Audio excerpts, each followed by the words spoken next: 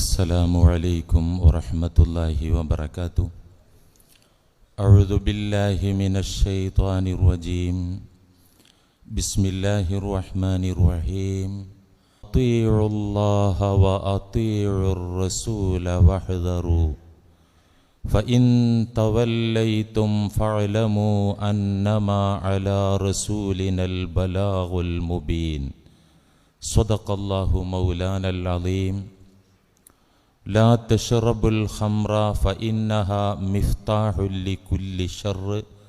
صدق رسوله الأمين. പ്രിയപ്പെട്ട മുഅ്മിനീങ്ങളെ, മദ്യവും മയക്കുമരുന്നുകളുമടക്കമുള്ള സകലമാന ലഹരി പദാർത്ഥങ്ങളും പരിശുദ്ധ ദീനുൽ ഇസ്ലാം ഹറാമാക്കി.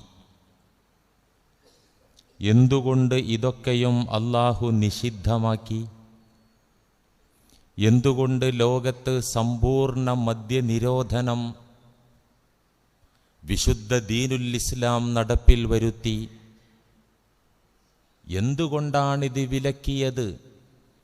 ഈ ചോദ്യത്തിനുള്ള ഉത്തരമാണ് പരിശുദ്ധ ഖുർആനിലൂടെ, തിരുസുന്നത്തിലൂടെ, കഴിഞ്ഞ ഏതാനും ആഴ്ചകളിലൂടെ ഇവിടെ വിശദീകരിച്ചത്, വിവരിച്ചത്.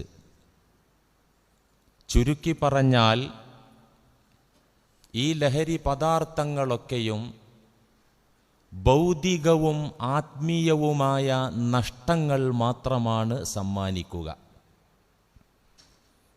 ഒന്നുകൂടെ ലളിതമായി പച്ച മലയാളത്തിൽ പറഞ്ഞാൽ, കള്ളും കഞ്ചാവും ലഹരി വസ്തുക്കളും മനുഷ്യരുടെ ദീനും ദുനിയാവും തകർത്ത് കളയും. മാത്രമല്ല, എല്ലാ നാശങ്ങളുടെയും ഉത്ഭവം അവിടുന്ന് നിന്നാണ്. റസൂലുള്ളാഹി സ്വല്ലല്ലാഹു അലൈഹി വസല്ലമ ഉപദേശിക്കുന്നു, ലാ തശ്റബുൽ ഖംറ. മുസ്ലിം സമുദായമേ, സത്യവിശ്വാസികളുടെ സമൂഹമേ, ലാ തശ്റബുൽ ഖംറ. നിങ്ങൾ ലഹരി അകത്താക്കരുതേ, സേവിക്കരുതേ, കള്ളു കുടിക്കരുത്, ലഹരി പദാർത്ഥങ്ങൾ നിങ്ങൾ ഭുജിക്കരുത്, കഴിക്കരുത്, ഉപയോഗിക്കരുത്. എന്തുകൊണ്ടെന്നാൽ ഫഇന്നഹാ മിഫ്താഹു കുല്ലി ശർരിൻ. എല്ലാ നാശങ്ങളുടെയും തിന്മകളുടെയും കീയാണ്, താക്കോലാണത്. എല്ലാ ഷർറിൻ്റെയും, എല്ലാ നാശങ്ങളുടെയും തിന്മകളുടെയും താക്കോലാണ്, ചാവിയാണത്. കള്ളാകുന്ന, കഞ്ചാവാകുന്ന, ലഹരി വസ്തുക്കളാകുന്ന കീ ഒന്ന് സ്റ്റാർട്ട് ചെയ്താൽ ഷർറുകളുടെ പരമ്പര, തിന്മകളുടെ പരമ്പര, നാശങ്ങളുടെ പരമ്പര അവിടെ തീർച്ചയായിട്ടും അരങ്ങേറും. ഇങ്ങനെ ഉപദേശിച്ച റസൂലുള്ളാഹി സ്വല്ലല്ലാഹു അലൈഹി വസല്ലമ തങ്ങൾ ഒരു ചരിത്രം ഉദാഹരണമാക്കി പറഞ്ഞ് നമ്മെ ഇത് പഠിപ്പിക്കുകയാണ്. ഈ ലഹരി വസ്തുക്കൾ ഒരു മനുഷ്യനെ ചെന്നെത്തിക്കുന്ന തിന്മകളുടെ പരമ്പര എങ്ങനെയാണ് ഇത് തിന്മയുടെ ഷർറിൻ്റെ ചാവിയായി മാറുന്നത് എന്ന് ഒരു ചരിത്രം പറഞ്ഞു തന്നുകൊണ്ട് പഠിപ്പിക്കുകയാണ്. കാന റജുലുൻ ഫീ മൻ കാന ഖബ്ലകും. നിങ്ങളുടെ പൂർവീകരിൽപ്പെട്ട ഒരു മനുഷ്യൻ, യതഅബ്ബദു വയഅ്തസിലുൻ നിസാ. പരമഭക്തനായി ഇബാദത്തിന്റെ ചിന്തയിൽ മുഴുകി ഏക ഇലാഹിന്റെ പ്രീതിക്ക് വേണ്ടി ഒരു ഭാഗത്ത് ഒതുങ്ങിക്കൂടി പ്രാർത്ഥന നിരതനായി, ആരാധന നിമഗ്നനായി ഒരു മണ്ഡപമുണ്ടാക്കിക്കൊണ്ട് വയഅ്തസിലുൻ നിസാ, കുടുംബജീവിതം പോലും വേണ്ടെന്ന് വെച്ച് ബ്രഹ്മചാരിയായി എല്ലാ സാഹചര്യങ്ങളിൽ നിന്നും, ഭൗതികമായ ചുറ്റുപാടുകളിൽ നിന്നും മാറി നിന്നുകൊണ്ട് ഇലാഹി ചിന്തയിൽ മുഴുകി ഏകനായി ഇബാദത്തിൽ കഴിച്ചുകൂട്ടിയ ഒരു മനുഷ്യനുണ്ടായിരുന്നു പൂർവീകരിൽ, നിങ്ങളുടെ മുൻഗാമികളിൽപ്പെട്ട ഒരാൾ. നബി സല്ലല്ലാഹു അലൈഹി വസല്ലം ചരിത്രം പറഞ്ഞു തരികയാണ്. അങ്ങനെ അദ്ദേഹം ഏകനായ ഇബാദത്തിൽ വിശുദ്ധനായി ജീവിച്ചു കൊണ്ടിരിക്കെ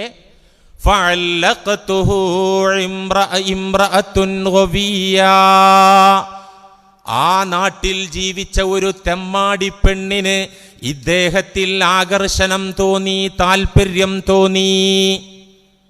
ഇദ്ദേഹത്തിനൊന്ന് കിട്ടണമെന്ന് ഈ ദുഷിച്ച പെണ്ണിനൊരാഗ്രഹം ജനിച്ചു. എങ്ങനെ ഇദ്ദേഹത്തെ കെണിയിൽ വീഴ്ത്തും, തൻ്റെ ആഗ്രഹ സഫലീകരണത്തിന് എങ്ങനെ ഇദ്ദേഹത്തിന് കിട്ടും? ഡയറക്റ്റായി നേർക്ക് നേരെ ക്ഷണിച്ചാൽ അദ്ദേഹം വരൂല.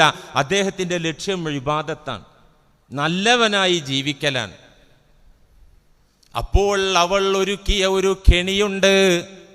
ഫഅർസലത് ഇലൈഹി ജാരിയതഹാ അൻ തദ്ഉ ലിശഹാദത്തിൻ.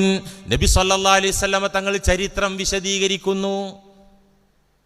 ഒരു വിഷയത്തിൽ സാക്ഷി നിൽക്കാൻ ആളെ വേണം എന്ന നിലക്ക്, എന്ന വ്യാജേനെ തൻ്റെ ഭൃത്യനെ, അടിമയെ ഈ ദുഷിച്ച പെണ്ണ് അദ്ദേഹത്തിൻ്റെ പ്രാർത്ഥനാലയത്തിലേക്ക് പറഞ്ഞു വിടുകയാണ്. ഒരു സഹോദരിക്ക് സാക്ഷി നിൽക്കാൻ ഒരാളെ വേണം. എല്ലാവരെയും സാക്ഷിക്ക് പറ്റൂലല്ലോ, സത്യസന്ധനാകണം, നല്ല ആളാകണമല്ലോ. അതുകൊണ്ട് സാക്ഷി നിൽക്കാൻ നിങ്ങൾ വരണം എന്ന വ്യാജേന വിളിച്ചു വരുത്തുകയാണ്. അന്നത്തെ ഹണി ട്രാപ്പിംഗ്, ഇന്നിപ്പോൾ ഹണി ട്രാപ്പിംഗ് ഒരു വലിയ ചീറ്റിംഗ് ആണ്, വലിയ തട്ടിപ്പാണത്. സമൂഹത്തിലെ പ്രഗത്ഭർ, പ്രസിദ്ധർ, രാഷ്ട്രീയ നേതാക്കന്മാരൊക്കെ ചില പെണ്ണുങ്ങൾ കെണി വെച്ചിട്ട് ലക്ഷങ്ങളും കോടികളും തട്ടുന്ന വാർത്ത നമ്മളൊക്കെ പത്രങ്ങളിൽ വായിക്കാറുണ്ട്. അന്നുണ്ട് ഹണി ട്രാപ്പിംഗ്. ഭക്തനായ സന്യാസിയായ ഈ മനുഷ്യനെ ഒരു കേസിൽ സാക്ഷി പറയാൻ എന്ന വ്യാജേന വിളിച്ചു വരുത്തി. അദ്ദേഹം ചിന്തിച്ചു, വെറും പ്രാർത്ഥനയും ദിക്റും ഔറാദും പോരല്ലോ, നാട്ടിൽ നന്മ ചെയ്യണ്ടേ. സാക്ഷി നിൽക്കാൻ വേണ്ടി ഈ പെണ്ണിന്റെ വീട്ടിലേക്ക് കടന്നു വന്നപ്പോൾ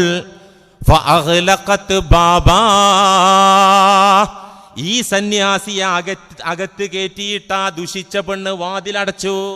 വാതിലടിച്ചിട്ട് പറഞ്ഞു, വല്ലാഹി മാ ദഅഉതുക ലിശഹാദത്തിൻ വലാകിൻ ദഅഉതുക ലിതഖഅ അലയ്യ ഔ തഖ്തുല ഹാദൽ ഗുലാമ ഔ തശ്റബൽ ഖംറ. അല്ലാഹുവിനെ തന്നെ സത്യം, ഞാൻ നിങ്ങളെ ഇങ്ങോട്ട് വിളിപ്പിച്ചത് സാക്ഷ്യം കേസൊന്നും ഇവിടെ ഇല്ല. വലാകിൻ ദഅഉതുക, നിങ്ങളെ ക്ഷണിച്ചത് ലിതഖഅ അലയ്യ, എനിക്ക് നിങ്ങളിൽ താല്പര്യമുണ്ട്, ആഗ്രഹമുണ്ട്, അതുകൊണ്ട് നിങ്ങൾ ഞാനുമായി ശയിക്കണം. അതല്ലെങ്കിൽ ഔ തഖ്തുല ഹാദൽ ഗുലാം, ഇവിടെയുള്ള ഈ ഭൃത്യനെ നിങ്ങൾ കൊല്ലണം. ഔ തശ്റബൽ ഖംറ, അല്ലെങ്കിൽ കള്ളുടിക്കണം. ഈ മൂന്നിലൊരു കാര്യം ചെയ്യാതെ നിങ്ങളെ വിടൂല. നിങ്ങൾ ഈ മൂന്നിലൊരു കൃത്യം ചെയ്തില്ലെങ്കിൽ ഇപ്പം ഞാൻ നാട്ടുകാരെ മുഴുവൻ വിളിച്ചു വരുത്തിയിട്ട് നിങ്ങളെ നാണം കെടുത്തും. തന്നെ ഹണി ട്രാപ്പിംഗ്.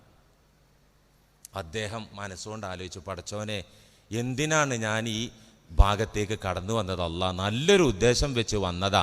ഒരു കേസിൽ സാക്ഷി പറയാനാണ് എന്നെ വിളിപ്പിച്ചത്. അല്ലാ, ഇപ്പം മൂന്നാലൊരു കുറ്റം ചെയ്യാതെ എന്നെ വിടൂല എന്നാ പറയുന്നത്. വ്യഭിചരിക്കേ? ഓ, ഞാൻ ഇത്ര നാൾ കഠിനാധ്വാനം ചെയ്ത് നേടിയെടുത്ത ആ ആത്മീയ വിശുദ്ധി നഷ്ടാകുമല്ലോ. ഓ, ഞാൻ അതിലേക്കില്ല. ഒരാളെ കൊല്ലേ, അത് അതിനേക്കാൾ ഹീനമാണ്, അതെന്നെ കൊണ്ട് സാധ്യമല്ല. പിന്നെ അവൾ പറയുന്നത് കള്ളുടിക്കാനാണ്. ഈ മൂന്നിൽ ആപേക്ഷികമായി ചെറിയ തെറ്റ് കള്ളുടിക്കലാണ്. ലേശം കുടിച്ചു കൊടുത്താൽ തടി വട്ടാക്കാലോ, ഇവിടുന്ന് രക്ഷപ്പെടാലോ. അങ്ങനെ അദ്ദേഹം മദ്യപിക്കാൻ തയ്യാറായി. ഒരൽപ്പം മദ്യം തരൂ, ഒരു പെഗ് മദ്യം ഒഴിച്ചു കൊടുത്തു. അത് വായിലൊഴിച്ചങ്ങ ഇറക്കിയപ്പോ ഏതാനും നിമിഷങ്ങൾ, മിനിറ്റുകൾ കഴിഞ്ഞപ്പോ അതിൻ്റെ ലഹരി ഇങ്ങനെ തരിപ്പായി കയറാൻ തുടങ്ങി. അദ്ദേഹത്തിന് അതിനോടൊരു ആർത്തി വരികയാണ്. ഫഖാല സീദൂനി, ഒരൽപ്പവും കൂടിയാകാം, ഒരൽപ്പവും കൂടിയാകാം. ഇങ്ങനെ അല്പാൽപ്പം ഒഴിച്ചു കൊടുത്ത് ഈ മൂന്ന് കുറ്റങ്ങളിൽ നിന്ന് ചെറിയ കുറ്റമെന്ന് തോന്നിയ അക്കുറ്റം അദ്ദേഹം ചെയ്ത് ആവശ്യത്തിലധികം സേവിച്ച് കഴിഞ്ഞപ്പോൾ, ലഹരി നന്നായി തലക്ക് പിടിച്ചപ്പോൾ റസൂലുള്ളാഹി സ്വല്ലല്ലാഹി അലൈഹി വസല്ലമ പറയാണ്, ബോധം നഷ്ടപ്പെട്ട മനുഷ്യൻ ഫവഖഅ അലൈഹ, അവളെ കേറി പിടിച്ചു. ഈ കൃത്യം കഴിഞ്ഞപ്പോൾ അദ്ദേഹം ചിന്തിച്ചു, ദേ ഈ ഭൃത്യൻ ഇത് കണ്ടിട്ടുണ്ട്, ഇത് പുറത്തറിയും. വഖതലൻ നഫ്സ, മൂന്നാമത്തെ കുറ്റം കൊലപാതകവും ആ മനുഷ്യൻ ചെയ്തു. കേട്ടോളൂ എന്റെ സമുദായമേ, ഈ മദ്യവും മയക്കുമരുന്നുകളും മിഫ്താഹുൽ ലികുല്ലി ശർറ്, എല്ലാ തിന്മകളുടെയും ചാവിയാണ്. അതുകൊണ്ട് ഫജ്തനിബുൽ ഖംറ, നിങ്ങൾ മദ്യവും മയക്കുമരുന്നും വെടിയണേ, ഉപേക്ഷിക്കണേ. ഫഇന്നഹാ വല്ലാഹി ലാ തജ്തമിഉ വൽ ഈമാനു മഅഹാ, എല്ലാ തിന്മയിലേക്കും അത് ചെന്നെത്തിക്കും. മാത്രല്ല വല്ലാഹി, അല്ലാഹുവിനെ തന്നെ സത്യം, മുത്തുനബി പറയാണ്, ആണയിട്ട് പറയാണ്, ലാ തജ്തമിഉ വൽ ഈമാനു മഅഹാ, ഈ ലഹരി പദാർത്ഥങ്ങളും ഈമാനും ഒരു വ്യക്തിയിൽ ഒരുമിച്ച് കൂടുകയില്ല. മദ്യണ്ടോ അവിടെ ഈമാൻ ഇല്ല, ഈമാണ്ടോ അവിടെ മയക്കുമരുന്നില്ല. ഈമാൻ എവിടെ ഉണ്ട് അവിടെ ഈ സാധനം ചെല്ലൂല, ഈ സാധനം എവിടെ ഉണ്ട് അവിടെ ഈമാനും ചെല്ലൂല. ഇത് രണ്ടും ഒരുമിച്ച് കൂടുന്ന പ്രശ്നമില്ല. വല്ലാഹി എന്ന് മുത്തു മുഹമ്മദ് മുസ്തഫ മുഅ്മിനീങ്ങളെ, സഹോദരന്മാരെ, നഷ്ടമല്ലാതെ മറ്റൊരു ലാഭവും ലഹരി കൊണ്ട് നമുക്ക് നേടാനില്ല. സ്നേഹബന്ധങ്ങളുടെ തകർച്ച, സാമ്പത്തിക തകർച്ച, ആരോഗ്യ നഷ്ടം, മാനനഷ്ടം എന്നിങ്ങനെയുള്ള നാശനഷ്ടങ്ങളുടെ കണക്കല്ലാതെ മറ്റൊന്നും ലഹരി പദാർത്ഥങ്ങൾക്ക് നൽകാനില്ല. ഈ സത്യം ഖുർആൻ മാത്രമല്ല പറഞ്ഞത്, പരിശുദ്ധ റസൂൽ മാത്രമല്ല പറഞ്ഞത്, ലോകത്തോട് ഇസ്ലാം മാത്രമല്ല പറഞ്ഞത്, ഈ ലോകം കണ്ട ബുദ്ധിജീവികൾ, മഹാന്മാരായ ശാസ്ത്രജ്ഞന്മാർ, മോഡേൺ സയൻസിന്റെ ബിഷഗ്വരന്മാർ, ഇവരൊക്കെയും ലോകത്തോട് ഈ സത്യം വിളിച്ചു പറഞ്ഞുകൊണ്ടിരിക്കുക. ശരീരശാസ്ത്രത്തിൽ നൊബേൽ പ്രൈസ് ജേതാവായ ഡോക്ടർ ചാൾഡ് റിഷേ എന്ന ഫ്രഞ്ച് ശാസ്ത്രജ്ഞൻ പറയുന്നത് നെറ്റിൽ കാണാം. എന്താ അദ്ദേഹം പറഞ്ഞത്? ലഹരി പദാർത്ഥങ്ങൾ അത് ഉപയോഗിക്കുന്ന മനുഷ്യരിലെ ഇന്ദ്രിയങ്ങളെ തളർത്തും, മനുഷ്യന്റെ അടിതെറ്റിച്ച് വീഴ്ത്തിക്കളയും, ബുദ്ധിയെ കെടുത്തിക്കളയും. എത്ര ശക്തനായ മനുഷ്യനാണെങ്കിലും, ആരോഗ്യ ദൃഢഗാത്രനാണെങ്കിലും അവനെ തകർത്ത് തരിപ്പണമാക്കി കളയും. മാത്രമല്ല കണ്ണും മുഖവും ചുവന്ന വൃത്തികെട്ട ഒരു മൃഗമാക്കി മനുഷ്യനെ അത്തരം ലഹരി പദാർത്ഥങ്ങൾ മാറ്റും. എന്നിട്ട് ചാൾഡ് റിഷേ എന്ന നൊബേൽ പ്രൈസ് ജേതാവായ ശാസ്ത്രജ്ഞൻ തുടർന്ന് പറയുന്നു, പന്നികളുടെയും കുറുക്കന്മാരുടെയും കഴുതകളുടെയും കൂട്ടത്തിൽ ഈ മനുഷ്യനെ പോലെ നികൃഷ്ടനായ ഒരു മൃഗമുണ്ടാവൂല. ഇത്തരം മൃഗങ്ങളെക്കാൾ ഈ മനുഷ്യൻ അധപതിച്ചു പോകും. ഇന്ത്യ മഹാരാജ്യം കണ്ട വലിയ വലിയ അധികാരികൾ, ഉത്തരവാദപ്പെട്ട സ്ഥാനത്തിരുന്നവർ ഈ രാജ്യത്തിന്റെ ദുരവസ്ഥ നമ്മോട് പങ്കുവച്ചിട്ടുണ്ട്. ആന്റി നാർക്കോട്ടിക് കൗൺസിൽ ഓഫ് ഇന്ത്യയുടെ പ്രഗത്ഭനായ ജനറൽ സെക്രട്ടറി ആയിരുന്ന SD സിംഗിന്റെ ഒരു പ്രസ്താവന ഞാൻ വായിച്ചതോർക്കുന്നു. മയക്കുമരുന്നിന്റെ കേസുകൾ നാൾക്ക് നാൾ ഈ രാജ്യത്ത് വർദ്ധിച്ചുകൊണ്ടിരിക്കുകയാണ്. അതിന്റെ നഷ്ടം ഈ ഭാരത മഹാരാജ്യത്തിനും ഇവിടത്തെ ജനങ്ങൾക്കും സഹിക്കാവുന്നതിലപ്പുറമാണ്. നാൾക്ക് നാൾ ഇത്തരം കേസുകൾ വർദ്ധിക്കുമ്പോൾ ഭാരത ജനത നിസ്സഹായരായി നോക്കി നിൽക്കുകയാണ്. മദ്യത്തിനെതിരെയും മയക്കുമരുന്നിനെതിരെയും എന്ത് ചെയ്യാൻ സാധിക്കുമെന്ന ചോദ്യത്തിന് ദേശീയ തലത്തിൽ ഒരു കറക്റ്റ് ആൻസർ ഇന്നേ വരെ കണ്ടെത്താനാകാത്തത് ഏറെ ദുഃഖകരമാണ്. ആരാ പറഞ്ഞത്? SD Singh, anti narcotic council of ഇന്ത്യയുടെ സെക്രട്ടറി ആയിരുന്ന മനുഷ്യൻ. മാത്രല്ല, ഈ ഇന്ത്യ മഹാരാജ്യത്തെ പ്രസിദ്ധനായ പട്ടാള ബ്രിഗേഡിയനായിരുന്ന, ഉന്നത പട്ടാള ഉദ്യോഗസ്ഥനായിരുന്ന ദയാൽ സിംഗിന്റെ മകൻ രവീന്ദ്ര സിംഗ്, പട്ടാള ബ്രിഗേഡിയൻ, പ്രസിദ്ധനായ ധീരനായ സത്യസന്ധനായ പട്ടാളക്കാരനായിരുന്നു ദയാൽ സിംഗ്. അദ്ദേഹത്തിന്റെ മകൻ രവീന്ദ്ര സിംഗ്. ഈ രവീന്ദ്ര സിംഗ് മകന്റെ ഓട്ടോബയോഗ്രഫിയായി വന്ന ഒരു പുസ്തകമുണ്ട്. ഈ രാജ്യത്തേറെ കോളിളക്കം സൃഷ്ടിച്ച ചർച്ചയായ ഒരു പുസ്തകം. ദയാൽ സിംഗ് 21-ാമത്തെ വയസ്സിൽ ലഹരിക്കടിമയായി അകാല ചരമം പ്രാപിച്ചു, മരിച്ചുപോയി 21-ാമത്തെ വയസ്സിൽ. രവീന്ദ്ര സിംഗ് എന്ന 21-കാരൻ മരണത്തിലേക്ക് നടന്നുപോയ വഴിയാണ് ആ ഓട്ടോബയോഗ്രാഫിയായി വന്ന പുസ്തകത്തിൽ രേഖപ്പെടുത്തി വച്ചിരിക്കുന്നത്. എങ്ങനെ ഞാൻ മരണത്തിലേക്ക് നടന്നു നീങ്ങിയത്. ആ ഗ്രന്ഥത്തിൽ ആ ചെറുപ്പക്കാരൻ മരിക്കും മുമ്പ് കുറിച്ചിട്ടത് കാണാം. ഒരു ഹെറോയിൻ ഷോട്ടിന് വേണ്ടി ഞാൻ എത്ര അലഞ്ഞു തിരിഞ്ഞു. എൻ്റെ ചുറ്റുഭാഗത്തുള്ള മനുഷ്യരെയൊന്നും എൻ്റെ കണ്ണുകൊണ്ട് എനിക്ക് കാണാനായില്ല. എനിക്ക് ഹെറോയിൻ വേണം. എൻ്റെ മുകളിൽ സൂര്യൻ കത്തിജ്വലിച്ചുകൊണ്ടിരിക്കുന്നു. സൂര്യൻ എൻ്റെ തലക്ക് മീതെയാണ് കത്തുന്നത് എന്നെനിക്ക് ഫീൽ ചെയ്യുന്നു. എൻ്റെ കയ്യിൽ ഹെറോയിൻ മേടിക്കാനുള്ള പണമില്ല.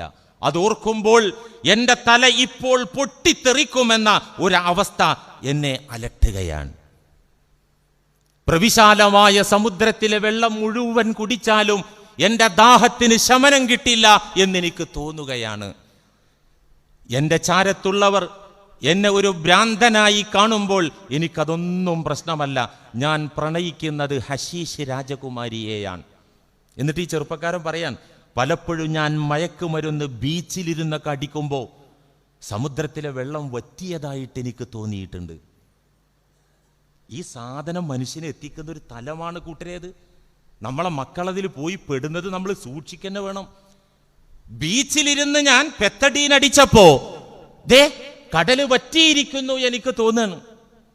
പല വേളകളിലും ഞാൻ വിമാനമായി പറക്കാൻ ശ്രമിച്ചിട്ടുണ്ട്, പക്ഷിയായി പറക്കാൻ ശ്രമിച്ചിട്ടുണ്ട്. അങ്ങനെയൊക്കെ തോന്നുകയാണ്. ഞാനിപ്പോൾ സ്പേസിലാണെന്ന് തോന്നുകയാണ്. ഇത് തറയിൽ നിന്ന് പറഞ്ഞാൽ ചിലപ്പോൾ മൂക്ക് പൊട്ടുള്ളൂ. വല്ല കെട്ടിടത്തിൻ്റെ മുകളിലോ ഹൈറ്റിൽ കുന്നിൻ മുകളിലോ നിന്ന് പറഞ്ഞാൽ എന്താകുക? അങ്ങനെ മരിച്ചവരുണ്ട്. ഈ കേരളത്തിലെ സിനിമാ ചരിത്രത്തിൽ പ്രഗത്ഭനായ ഡയറക്ടറായിരുന്നു ജോൺ അബ്രഹാം. ഞാൻ സിനിമയെക്കുറിച്ച് കഥ പറയല്ല, പക്ഷേ സിനിമാ രംഗത്തെ ജീനിയസായ അടൂരിനേക്കാൾ ഭരതനേക്കാൾ സമർത്ഥനും ബുദ്ധിമാനുമായ ഒരു ഡയറക്ടറായിരുന്നു ജോൺ അബ്രഹാം. പഴയ ആൾക്കാർക്കൊക്കെ അറിയാം. പത്രം വായിച്ചും പ്രസിദ്ധീകരണങ്ങളിൽ നിന്നും നെറ്റിൽ നിന്നൊക്കെയാണ് ഞാൻ ഈ കഥ പഠിക്കുന്നത്. ഒരുപാട് അവാർഡുകൾ വാരിക്കൂട്ടിയ സിനിമാ സംവിധായകൻ ജോൺ അബ്രഹാം. അദ്ദേഹം എങ്ങനെ മരിച്ചത്? ഇപ്പോഴും വിക്കിപീഡിയയിൽ ജോൺ അബ്രഹാമിൻ്റെ പേരടിച്ചു കൊടുത്ത ലഹരിയും അദ്ദേഹം തമ്മിലുള്ള ബന്ധം ആ ഹിസ്റ്ററിയിൽ രേഖപ്പെടുത്തി വെച്ചത് ഇന്നലെ ഞാൻ കണ്ടു. ചുമ്മാ ഒന്ന് നോക്കിയതാ. കോഴിക്കോട് ടൂറിസ്റ്റ് വാരാഘോഷം നടക്കുകയാണ്. ചലച്ചിത്ര രംഗത്തെ പ്രഗത്ഭരൊക്കെ ആഘോഷത്തിന് വന്നിട്ടുണ്ട്. പാരമൗണ്ട് ടവറിൻ്റെ മുകളിലാണ് ജോൺ അബ്രഹാം റൂം എടുത്തിട്ടുള്ളത്. ആഘോഷമൊക്കെ കഴിഞ്ഞിട്ട് രാത്രി കുറച്ച് ലഹരി അടിച്ചിട്ട് കൂടെയുള്ളവരോട് പറഞ്ഞു, ഞാനിപ്പോൾ സ്പേസിലാണെന്ന് എനിക്ക് തോന്നുന്നു. ആകാശത്ത് നിൽക്കാൻ തോന്നുകയാണ്. ടവറിൻ്റെ മുകളിൽ ഒന്ന് പറന്ന് നോക്കിയതാണ്. പിന്നെ ഒടിഞ്ഞു നുറുങ്ങിയ ബോഡിയാണ് താഴെ കിട്ടിയത്. 50-ാമത്തെ വയസ്സിൽ ആ രംഗത്തെ മാഹിറായ ജീനിയസായ മനുഷ്യൻ മരിച്ചുപോയി. മരണം അങ്ങനെ. ഇനി മരണം മാത്രമല്ല കൂട്ടരെ, ജീവിതം തന്നെ സങ്കീർണമാണ്. മരിക്കോളുള്ള ജീവിതം തന്നെ. കാരണം കുറച്ചെണ്ണം കഴിയുമ്പോൾ പോക്കറ്റ് കാലിയാവും. പിന്നെ കള്ളുടിക്കാൻ, കഞ്ചാവ് മേടിക്കാൻ പൈസ ഉണ്ടാവില്ല. ആ പൈസ ഉണ്ടാക്കാൻ ഏതറ്റം വരെയും പോകും, എന്തും ചെയ്യും. അകത്ത് നിന്നും വെളിയിൽ നിന്നും മോഷ്ടിച്ചേക്കാം, കവർച്ച ചെയ്തേക്കാം. ഇതൊന്നും അല്ലെങ്കിൽ അതിനപ്പുറവും ചെയ്യും. ഒരു ഇസ്ലാമിക രാജ്യത്തെ പ്രൊഫസർ മദ്യം മയക്കുമരുന്നിനെ കുറിച്ച് രേഖപ്പെടുത്തി വെച്ചൊരു ലേഖനം ഞാൻ വായിച്ചെടുത്ത് കാണുന്നുണ്ട്. പ്രൊഫസർ എഴുതുകയാണ്, ഒരു കുടിയനായ ലഹരിക്ക് അടിമയായ ഒരു മുസൽമാൻ ഒരു 18-കാരിയായ സുന്ദരിയെ കല്യാണം കഴിച്ചു. ആ പെൺകുട്ടിക്ക് അറിയില്ലായിരുന്നു തൻ്റെ പ്രിയതമൻ മദ്യത്തിൻ്റെ അടിമയാണെന്ന്. മധുവിധു കഴിഞ്ഞ് വൈകാതെ ഇവൾ ഈ സത്യം മനസ്സിലാക്കി പ്രിയതമനെ അതിൽ നിന്ന് മാറ്റാൻ 18 അടവും അവൾ പ്രയോഗിച്ചു നോക്കി. പക്ഷേ പരാജയമായിരുന്നു ഫലം. അങ്ങനെ ആടി ഉലഞ്ഞവരെ ദാമ്പത്യം മുന്നോട്ട് പോയിക്കൊണ്ടിരിക്കെ എല്ലാം കുടിച്ചും വലിച്ചും തീർന്നു പോയപ്പോ, മദ്യം നുകരാൻ പണമില്ലാതെ വന്നപ്പോ അവസാനം അയാൾ ചെയ്ത പണി എന്താണെന്നറിയോ? തൻ്റെ കൂട്ടുകാരനായ ഒരു ബ്രോക്കർ മുഖേന പ്രിയപ്പെട്ട സഹധർമ്മിണിയെ 18 വയസ്സുള്ള ഈ സുന്ദരിയായ ഭാര്യയെ കൂട്ടിക്കൊണ്ടുപോയി $150 വിൽപ്പന നടത്തി, കച്ചവടം ചെയ്തു. പെണ്ണ് ബഹളം വെച്ചു. പോലീസ് ഉദ്യോഗസ്ഥർ ഇടപെട്ടിട്ടാണ് ഈ പെണ്ണിനെ മോചിപ്പിച്ചത്. ഇതൊക്കെ ലോകത്ത് നടക്കുകയാണ്. ഇങ്ങനെയുള്ള ദുരന്തങ്ങൾ, നാശങ്ങളൊക്കെ നടക്കുകയാണ്. അതുകൊണ്ടാണ് അല്ലാഹു ഖുർആനിലൂടെ സത്യവിശ്വാസികളെ വിളിച്ച് ചോദിക്കുന്നത്, ഫഹൽ അൻതും മുന്തഹൂൻ, നിങ്ങൾ അവസാനിപ്പിക്കുന്നില്ലേ മുഅ്മിനീങ്ങളെ? അല്ലാഹ് ചോദിക്കുക. മൂവാറ്റുപുഴക്കാരെ, വല്ലപ്പോഴും മദ്യം നുണഞ്ഞവർ നിങ്ങളുടെ കൂട്ടത്തിലുണ്ടായേക്കാം. കഞ്ചാവ് വലിച്ചു പോയവർ നിങ്ങൾക്കിടയിലുണ്ടായേക്കാം. ചാൻസ് കിട്ടുമ്പോൾ അത് ഉപയോഗിക്കുന്നവർ നിങ്ങളുടെ കൂട്ടത്തിലുണ്ടായേക്കാം. എല്ലാ നിലയിലും നഷ്ടങ്ങൾ മാത്രം സമ്മാനിക്കുന്ന ലഹരി പദാർത്ഥങ്ങളുടെ ഉപയോഗത്തിൽ നിന്ന് ഫഹൽ അൻതും മുന്തഹൂൻ, നിങ്ങൾ വിരമിക്കുന്നില്ലേ, നിങ്ങൾ നിർത്തുന്നില്ലേ? അല്ലാഹു ചോദിക്കുക. പരിശുദ്ധമായ ഈ വചനം ഇറങ്ങിക്കിട്ടിയപ്പോ ബിലാൽ റളിയല്ലാഹു അൻഹുവിനെ റസൂൽ ചുമതലപ്പെടുത്തി. മദീന പള്ളിയുടെ ഉയരങ്ങളിൽ നിന്ന് മദീന പട്ടണത്തിന്റെ എല്ലാ വശത്തേക്കും ഈ ആയത്തൊന്ന് വിളംബരം ചെയ്യൂ, ഉറക്കെ വിളിച്ചോതി പറയൂ. ബിലാൽ റളിയല്ലാഹു അൻഹു കേറിയിട്ട് വിളിച്ചു പറഞ്ഞു, യാ അയ്യുഹല്ലദീന ആമനു ഇന്നമൽ ഖംറു തുടങ്ങിയിട്ട് ഫഹൽ അൻതും മുന്തഹൂൻ, നിർത്തുന്നില്ലേ നിങ്ങൾ? ഇത് കേട്ട സ്വഹാബത്ത് പറയാണ്, അനസ് റളിയല്ലാഹു അൻഹു പറയാണ്, ഈ വാക്ക് കേട്ട സ്വഹാബാക്കൾ ഒന്നടങ്കം പറഞ്ഞു, ഇന്തഹൈനാ റബ്ബന, മതി റബ്ബേ, ഞങ്ങൾ നിർത്തി. ഇന്തഹൈനാ റബ്ബന, ഞങ്ങൾ നിർത്തി. കുടിച്ചുകൊണ്ടിരുന്നവർ അത് വായിൽ നിന്ന് തുപ്പിക്കളഞ്ഞു. വീട്ടിൽ വീപ്പകളിൽ സൂക്ഷിച്ചു വെച്ചവർ മണലാരുണ്യത്തിൽ അത് കമിഴ്ത്തി കളഞ്ഞു. മഹാനായ അബ്ദുറഹ്മാൻ ഇബ്നു ഔഫ് റളിയല്ലാഹു അൻഹു സ്വർഗ ടിക്കറ്റ് കിട്ടിയ സ്വഹാബിയാണ്. അദ്ദേഹം ഉള്ള സമ്പാദ്യം കൊണ്ട് ഒരു കള്ള് ഷാപ്പ് തുടങ്ങിയിരുന്നു കുറച്ചാഴ്ചകൾക്ക് മുമ്പ്. ആകെ കയ്യിലുള്ളതെല്ലാം എടുത്തിട്ട് ഒരു കള്ള് ഷാപ്പ് തുടങ്ങിയിരുന്നു. ഈ പ്രഖ്യാപനം കേട്ടപ്പോൾ ഓടിച്ചെന്നിട്ട് ആ കള്ള് ഷാപ്പ് ചവിട്ടി പൊളിച്ച് അവിടെ സ്റ്റോർ ചെയ്യപ്പെട്ടിരുന്ന മദ്യം മുഴുവൻ തെരുവിലേക്ക് ഒഴുക്കിക്കളഞ്ഞു. ആ സമയത്ത് കുടിച്ച വയറിൻ്റെ അകത്ത് ഈ സാധനമുള്ള ചില സ്വഹാബാക്കളോട് മറ്റുള്ളവർ പറഞ്ഞു, പെട്ടുടാ നീ, നിന്റെ വയറിൽ ഇത് കിടക്കാണ്, നിന്റെ ദുന്യാവും ആഖിറും തകർന്നു. അവർ മദ്യലഹരിയിലാണെങ്കിലും അവർ വാവിട്ട് കരയാൻ തുടങ്ങി. അപ്പോഴാണ് അല്ലാഹു മാഇദയുടെ അടുത്ത ആയത്ത് ഇറക്കുന്നത്, ലൈസ അലല്ലദീന ആമനു വഅമിലുസ് സ്വാലിഹാത്തി ജുനാഹുൻ ഫീമാ തുഇമു, സത്യവിശ്വാസികളായ ആളുകൾ നേരത്തെ കഴിച്ചു പോയതിൽ കുറ്റല്ല. ഈ പ്രഖ്യാപനം കേൾക്കും മുമ്പ് അകത്താക്കിയവർ, നേരത്തെ കുടിച്ചു പോയവർ, അവർ കുറ്റവാളികളല്ല. ഇനി തുടർന്നങ്ങോട്ടുള്ള ജീവിതം നിങ്ങൾ സൂക്ഷിച്ചാൽ മതി. സൂറത്തുൽ മാഇദയുടെ 90, 91, 92-ാമത്തെ വചനത്തിൽ എന്താ അല്ലാഹു പറയുന്നത്?